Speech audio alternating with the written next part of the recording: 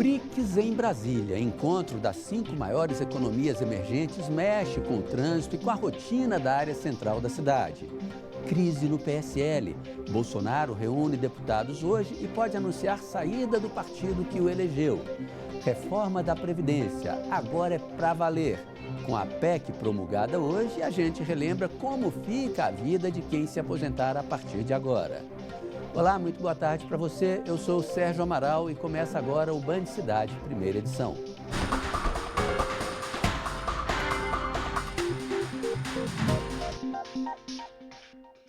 Os postos de vacinação do Distrito Federal enfrentam a falta das vacinas DTP, conhecidas como tríplice bacteriana e a pentavalente, que protege bebês contra 5 doenças.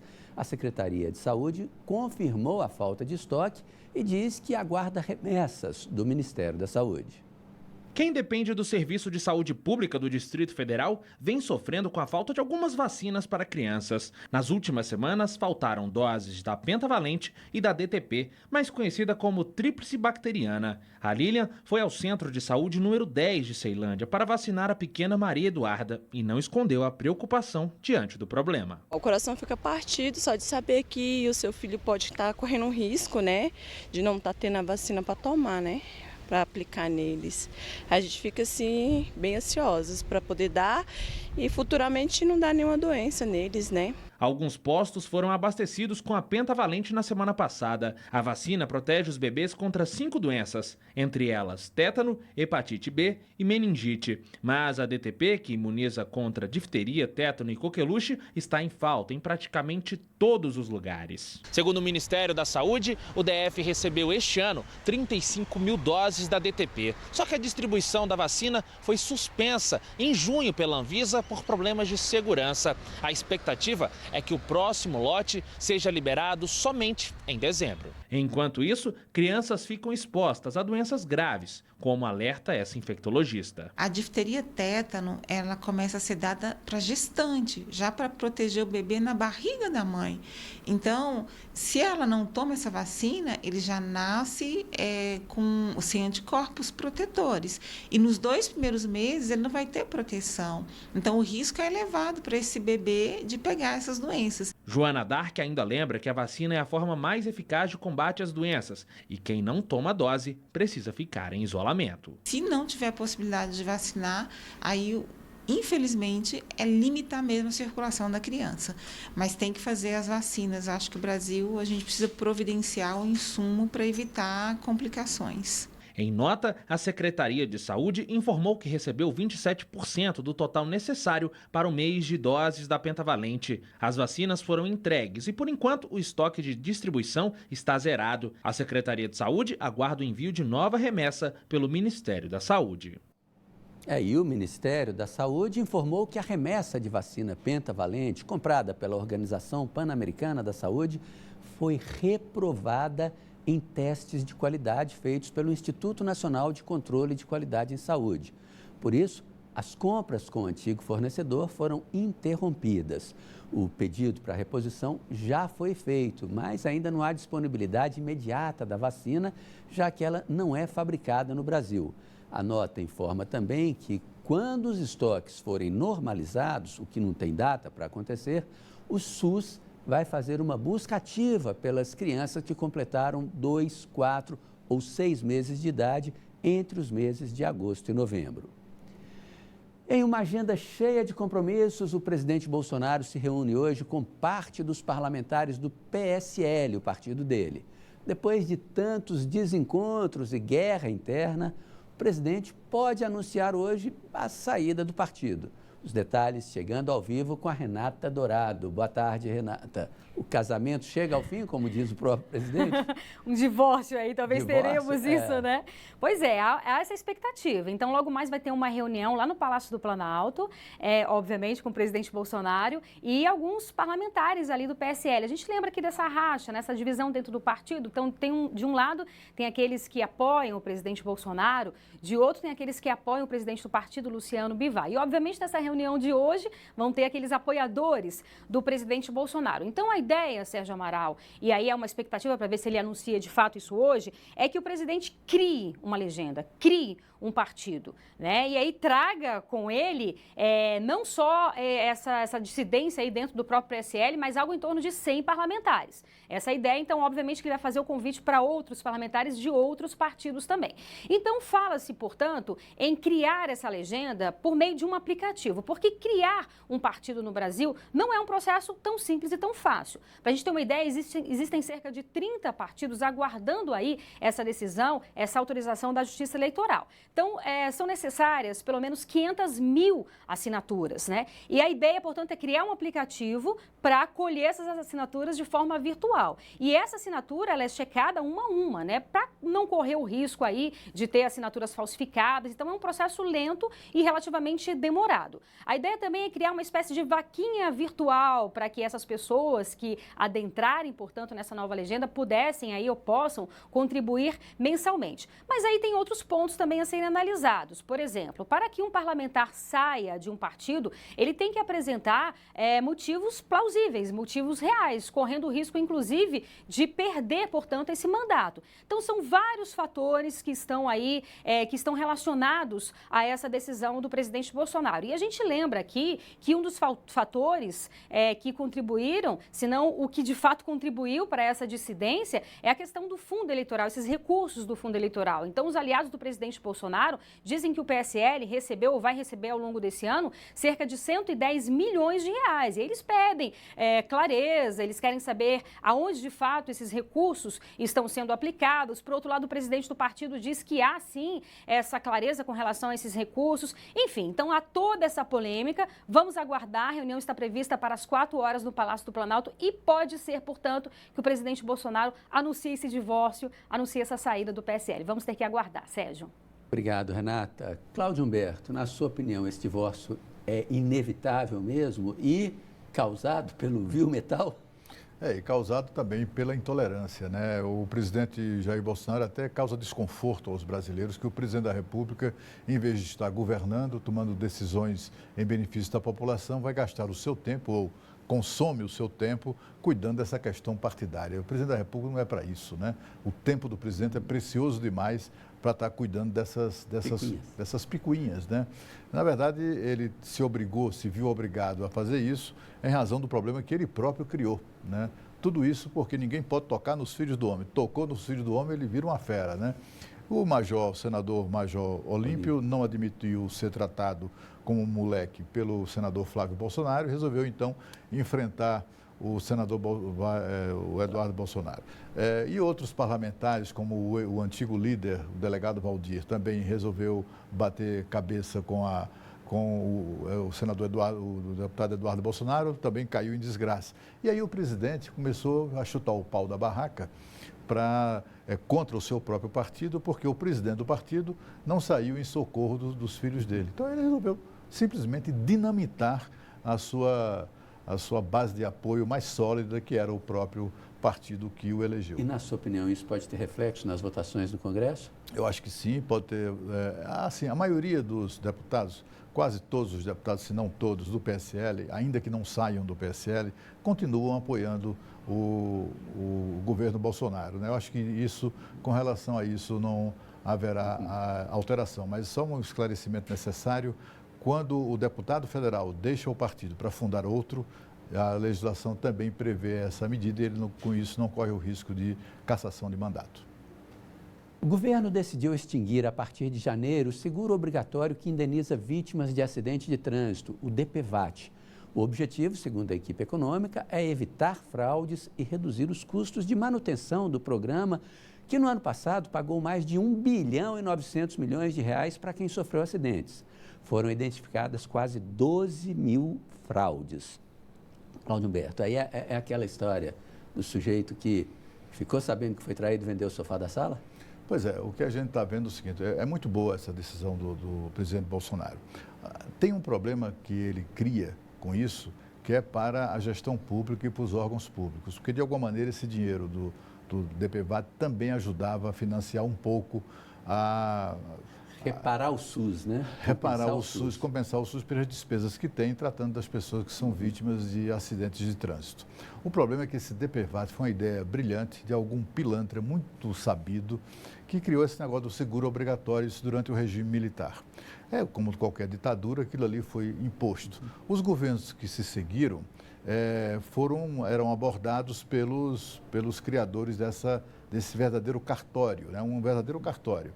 E aí eles foram abrindo exceção e foram admitindo novas seguradoras e tal, mas só que todas elas sob o comando e a chefia com o braço de ferro de uma chamada seguradora líder. Então você compra um carro tem um veículo e você é obrigado a pagar o seguro DPVAT de R$ 70. A tal da seguradora líder é que decide para qual é a seguradora que você vai pagar. Então, ela virou um cartório. Então, os R$ 70 do Sérgio vão para a seguradora A. O do Cláudio, os R$ 70 dele, vão para a seguradora B. Isso acabou criando um cartório que fatura no Brasil, por ano, alguma coisa muito próxima de 9 bilhões de reais. E como a gente viu aí, dando benefício de 1 bilhão e 200. Quer dizer, tem alguma coisa muito errada aí. A conta não está boa. Não está boa. Só é boa para eles, né? Ainda falando sobre trânsito, o Tribunal de Justiça do Distrito Federal decidiu ontem que não precisa mais de testemunhas ou provas para constatar a embriaguez nos casos em que o motorista se recusa a fazer o teste do bafômetro. Basta ele se negar a colaborar com as autoridades para que a pessoa seja multada por infração gravíssima. A medida foi tomada pela turma de uniformização de jurisprudência do Tribunal de Justiça. Foi fixada a seguinte tese: antes, se o motorista se recusasse a fazer o teste, o policial ou o agente de trânsito teria que fazer o auto de constatação com testemunhas e ainda descrever os sinais de embriaguez. Mas agora, com a edição da súmula que uniformiza a jurisprudência, se o motorista se recusar a fazer o teste do bafômetro, será multado, mesmo que não tenha ingerido uma gota de álcool. O fato de negar o teste por si só configura a infração de trânsito. A edição da súmula foi realizada nesta segunda-feira. De acordo com o Código de Trânsito Brasileiro, dirigir após o consumo de álcool é infração gravíssima, com multa no valor de quase R$ 3.000 e a suspensão do direito de dirigir por 1 ano. Só neste fim de semana foram quase 130 motoristas flagrados dirigindo depois de ingerir bebidas alcoólicas. Um dos casos foi em Ceilândia e acabou com a morte de um ciclista de 63 anos. Outra motorista bêbada foi parar com o carro em cima do muro de uma casa depois de ter destruído o telhado de uma outra em Vicente Pires. E agora a Renata Dourado volta com um recado para você. Com um TIM Chip Top, você se conecta de verdade e faz a festa na internet. Ele é tão top que já vem com a primeira semana grátis para você aproveitar o melhor da internet. Você tem 1 GB de internet e mais 3 GB no bônus da madrugada para usar como quiser. Isso mesmo, mais 3 GB de meia-noite às 6 da manhã. Sabe aquele vídeo que você tanto queria ver? É só dar o play. Game novo? É só baixar. Redes sociais? Facebook, WhatsApp, Messenger e Twitter são ilimitadas. As definições de top foram atualizadas com sucesso. Compre já o seu TIM Chip Top. TIM, a inovação não para. A seguir, a gente vai falar dos BRICS e como o GDF pretende aproveitar a reunião da cúpula para acelerar privatizações como a do metrô. Band Cidade volta já já.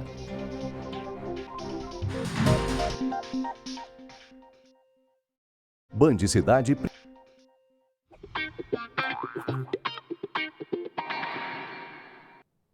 Hoje é o Dia Nacional de Prevenção das Arritmias Cardíacas. Todo ano, 320 mil pessoas morrem de forma súbita por problemas do coração e pelo menos 20 milhões de brasileiros convivem com algum nível de arritmia. No quadro Consulte o Doutor de hoje, a gente conversa sobre o assunto com a cardiologista Edna Oliveira. Boa tarde, obrigado por aceitar o nosso convite. Bom, em primeiro lugar, vamos explicar para o telespectador o que exatamente significa arritmia. Okay, boa tarde a todos. É muito importante a Band também estar participando dessa campanha, né? As arritmias cardíacas são qualquer alteração do ritmo do coração, tanto para mais, que a gente chama taquiarritmia, quanto para menos, bradiarritmia, ou também perda do ritmo normal do coração. Isso no popular é o seguinte, bater demais ou bater de menos está errado. Está errado. E também bater irregular. O batimento do coração é regular. Às vezes temos algumas arritmias cardíacas que são caracterizadas por alteração desse batimento cardíaco. Isso também é uma arritmia cardíaca. Agora, o que causa a arritmia cardíaca? Olha só, tem vários fatores de riscos para a arritmia cardíaca. Tabagismo, sedentarismo, uso de álcool excessivo, como drogas ilícitas também, como a obesidade, a hipertensão arterial e a dislipidemia. Tá? Isso tudo pode levar também a uma arritmia cardíaca. A gente enfatiza aqueles pacientes que já têm outras patologias, outros problemas do coração, como problema de válvula, problema de Chagas, que é bem comum no nosso meio, estão mais predispostos a ter uma arritmia cardíaca. Agora, tem forma de prevenir? Tem. A prevenção, primeiramente, né, tem que primeiro detectar. Né? Ou seja, paciente que tem risco, paciente obeso, sedentário, que já tem um problema cardiológico, esse paciente tem que ficar mais de alerta. Sempre checar seu pulso. Se esse pulso está irregular, ou esse pulso está lento, ou esse pulso está mais acelerado. Tá? E tem alguns sintomas também, como tontura, falta de ar, cansaço fácil e até o desmaio. Né? Agora, para a gente encerrar rapidamente, constatada a arritmia, tem cura? Tem cura, tem tratamento, tem controle e, se necessário, hoje em dia tem procedimentos que a gente vai com catéter até o coração e a gente cauteriza essa arritmia e, se houver risco da morte súbita, que é tão temida, né, há necessidade do implante do marca-passo, que pode funcionar como desfibrilador cardíaco. Muito obrigado pela sua presença e pelas dicas aqui. Amanhã começa a cúpula dos BRICS, o encontro do grupo que reúne Brasil, Rússia, Índia, China e África do Sul. A presença de líderes e empresários das economias emergentes pode ser uma boa oportunidade para o GDF acelerar o programa de privatizações. E não é só isso. A vinda dos BRICS vai mudar também a rotina da área central de Brasília, a começar, claro, né, pelo trânsito. A reunião do BRICS nesta quarta e quinta-feira vai alterar bastante a vida do brasiliense. Mas será que quem passa pela área central de Brasília sabe o que significa e a importância desse grupo para o mundo? Não sei. Mas tem gente que sabe sim. É uma reunião dos países que são emergentes, né? Brasil, Rússia, Índia, China e África do Sul. E que eles se reúnem, né, como um acordo comercial ou algo parecido, alguma coisa assim, né? O BRICS, como é chamado bloco formado por Brasil, Rússia, Índia, China e África do Sul, representa 42% da população mundial e é responsável por 23% do produto interno bruto do mundo. Neste ano, o Brasil exerce o papel de presidente do grupo, promovendo principalmente ciência, tecnologia e inovação. Já que, para garantir a segurança dos chefes de Estado e de governo, um esquema especial foi montado. Já a partir da noite de terça para quarta-feira, a esplanada dos ministérios vai ficar fechada na altura da catedral. As pistas dos anexos também serão bloqueadas. Ou seja, bloqueio até a L4 Sul e a altura da L2 Sul. Cidadão que estiver transitando da L2 Sul sentido Catedral, ele vai pegar o desvio para o Tatuí, vai seguir sentido L2 Norte, né?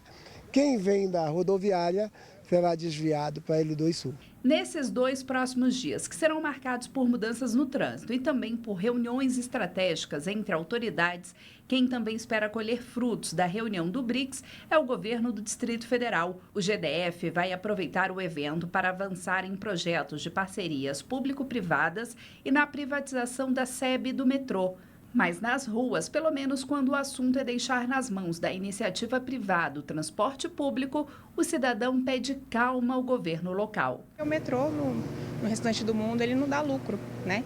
Então, para ele dar lucro para a empresa privada, vai ter que aumentar a passagem. E os nossos ônibus são privatizados, né? E olha como é que tá. A gente precisa pensar com muito carinho, porque além de ser do serviço público, a empresa privada, obviamente, vai cuidar dos seus interesses, né? Então, eu acho que a privatização ela pode ser uma solução sim, mas ela tem que estar sempre seguida de uma regulamentação. Lembrando que por conta do encontro do BRICS, foi decretado ponto facultativo para os servidores a partir de amanhã. Cláudio Humberto, embora o governo brasileiro nitidamente seja muito mais próximo do governo americano e outras nações europeias, não dá para desconhecer o potencial comercial de China, Rússia, principalmente Índia, só aí mais de 3 bilhões de pessoas, né? Exatamente. O mercado que representa esses países do BRICS, né, que são Brasil, Rússia, Índia, China e África do Sul, isso é um mercado que corresponde quase a mais de 30% de todo o mundo, né? É muita coisa. É um grupo muito forte, que se consolida a cada momento, e esse grupo, esses chefes de Estado e de governo desses países se reúnem em cada um desses países de maneira rotativa, periodicamente. Aí chegou a vez do Brasil, não se espere desse encontro com o BRICS nenhuma, nenhuma polêmica, né? A agenda de um encontro como esse, a agenda é uma agenda multilateral e, portanto, assuntos que dividam os partidos, os países não serão tratados, nunca serão tratados. Bolívia, Venezuela, Bolívia, por exemplo, isso, né? Aí é, como diz um amigo meu, diplomata muito elegante, isso é titica de pinto para o BRICS. O BRICS cuida de coisas muito mais, discutirá coisas muito mais amplas, né? Muito mais importantes, digamos assim, e sempre com olhar na economia. Não tem uma coisa política, não há afinidades político-ideológicas no BRICS. A afinidade é a característica de cada país de estarem em processo de desenvolvimento estupendo e constituírem mercados absolutamente atraentes para investidores do mundo inteiro, né? É disso que se trata, é um momento muito importante e é bom também para o governo Bolsonaro. É o primeiro grande encontro multilateral no qual ele terá o papel de anfitrião. Apesar do feriado, a semana promete ser intensa no Congresso. Foi promulgada agora há pouco a reforma da Previdência e os senadores devem aprovar ainda hoje a PEC paralela, aquela que inclui estados e municípios, né? Então, hora da gente voltar aqui para esse monitor para falar novamente com a Renata Dourado. Finalmente, né, Sérgio Amaral? Promulgada hoje, que né? Que novela, hein? Que novela, né? Então, em linhas gerais, é claro que você tem aí, por exemplo, regras de transição, tem aposentadoria diferenciada para professores, para policiais, mas em linhas gerais, mulheres passam a se aposentar aos 62 anos, contribuição mínima do INSS 15 anos, contribuição mínima do serviço público 25 anos. Homens se aposentam aos 65 anos, idade mínima, contribuição mínima do INSS 20 anos, serviço público 25 anos. Como você falou, falta aí aquela PEC paralela que, entre outras coisas, inclui os estados e municípios. O Senado já aprovou em primeiro turno, falta aprovação em segundo turno e falta a análise também de 4 destaques. A previsão é que tudo isso aconteça ainda hoje, ou seja, a votação dos 4 destaques e a votação no segundo turno. Aí, o texto segue, portanto, para análise dos deputados, por ser uma PEC também, tem que ter essa tramitação, CCJ, Comissão de Constituição e Justiça e 2 turnos também no plenário. E a gente vai ficar aqui acompanhando. Sérgio. Renata, você vai ver a seguir. Justamente por causa dos BRICS, que a gente falava há pouco, as farmácias de alto custo fecham amanhã ao meio-dia e só reabrem semana que vem. Se você tem remédio acabando, não sai daí, tá? O Band Cidade volta já para te explicar as alternativas.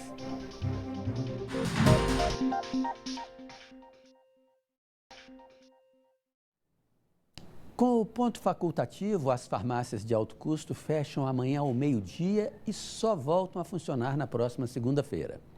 O José veio cedo na farmácia de alto custo para garantir que a mãe não fique sem um remédio. Ele já sabia que nesta semana o local só vai funcionar até meio-dia desta quarta-feira. Minha mãe depende desses medicamentos e a gente já veio, porque a gente já viu na reportagem e antecipou nas coisas para ficar melhor para a gente também. Como o GDF decretou ponto facultativo na tarde desta quarta e quinta-feira e com o feriado de sexta, o atendimento da farmácia foi ampliado nesta terça-feira nas 3 unidades da Asa Sul, Ceilândia e do Gama. Nossa recomendação é que verifique se tem medicamento suficiente para esses dias, incluindo o final de semana. Se não tiver, venha hoje à farmácia de alto custo para retirar o seu medicamento. Amanhã, o nosso horário será apenas de 8 às 12 horas, meio-dia. Então, se for vir amanhã, venha cedo. Hoje, o nosso horário de atendimento é até às 18 horas. O seu Júlio também resolveu não esperar, já prevendo que semana que vem a fila vai estar grande. Para não perder o remédio, como eu já estou sem, né, então já corri logo para não perder o meu remédio. Se não, só segunda-feira. Segunda e a fila é enorme, quilométrica, vamos dizer assim. Mas quem não se antecipou como o seu Júlio pode ficar um pouco mais tranquilo, já que na segunda, terça e quarta-feira da próxima semana, o atendimento vai continuar ampliado em 1 hora. Das 8 às 18 horas. Agora, aquele paciente que tem medicamento suficiente para esses próximos dias, nós recomendamos aguardar o início da próxima semana antes de vir. Você pode pegar o medicamento até o último dia útil do mês de novembro. Quanto ao atendimento, principalmente nesta quarta-feira, vale lembrar que é feito por senha. Então, quanto mais cedo chegar, maior a possibilidade de ser atendido. E não esquecem, aqui na Band você tem um canal direto para fazer denúncias, mandar vídeos e mostrar os problemas aí de onde você mora. É o WhatsApp do Band Cidade. Anote aqui o nosso número, 999769204. Band Cidade, primeira edição, fica por aqui. Vem aí os donos da bola. A gente volta a se encontrar amanhã ao 12:30. Tchau.